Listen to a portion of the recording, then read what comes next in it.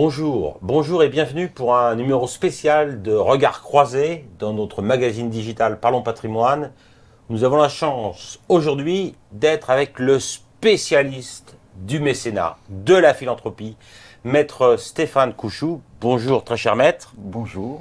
Directeur associé chez Fidal, et puis le groupe Cristal a obtenu un prix, le trophée d'or du meilleur groupement de gestion de patrimoine. Et bien, au palmarès du droit, nous avons la chance d'avoir l'or du mécénat chez les avocats. Bravo Stéphane, on est très fiers pour vous et pour Fidal.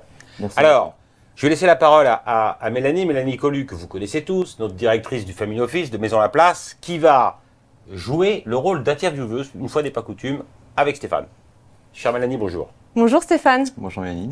Alors, est-ce que vous pouvez nous expliquer les différences entre le mécénat, le sponsoring et le don, et nous dire deux mots sur le régime juridique et fiscal qui les régit en France? Oui, alors c'est une question très vaste, je vais essayer d'être concis. Déjà, le mécénat, c'est un terme chapeau qui n'est défini par aucun texte. Donc on utilise tous ce terme, mais si on regarde par exemple le Code général des impôts, qui donne lieu à des avantages fiscaux très importants en matière de mécénat, les termes employés, ce sont des versements, voilà. Même pas dons. Voilà.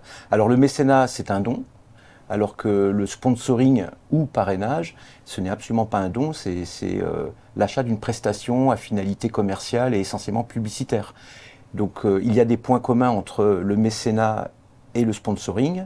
On soutient très fréquemment un organisme sans but lucratif avec ces deux modalités d'intervention, mais les finalités ne sont pas les mêmes. L'une est plutôt désintéressée, c'est le mécénat, pas totalement, on y reviendra.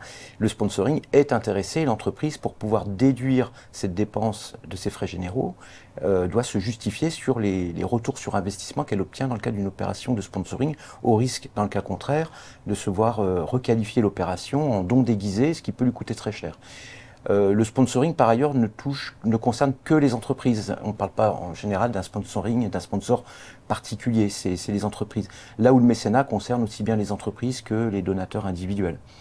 Donc il y a beaucoup de différences, et souvent on nous dit le mécénat est plus intéressant parce qu'il y a des avantages fiscaux, des réductions d'impôts pour les entreprises, on y reviendra peut-être de 60%, là où, comme je le disais, pour le sponsoring, c'est une dépense simplement déductible du résultat imposable.